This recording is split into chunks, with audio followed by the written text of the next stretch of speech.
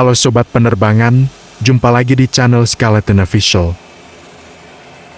Video kali ini kita akan melihat suasana penerbangan di Bandara Sultan Iskandar Muda Aceh Besar. Bandara terbesar di ujung Pulau Sumatera ini biasa dijadikan sebagai tempat transit bagi pesawat yang akan melintas.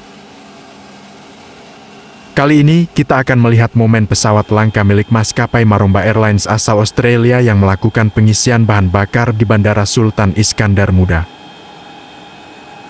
Pesawat Dash 8300 merupakan armada yang dibeli oleh maskapai asal negeri Kangguru dari maskapai North Caribou Airlines. Pesawat Langka ini transit pengisian bahan bakar di Banda Aceh dan akan melanjutkan perjalanan menuju Australia. Seperti apa penampakan pesawat Langka Dash 8 tersebut?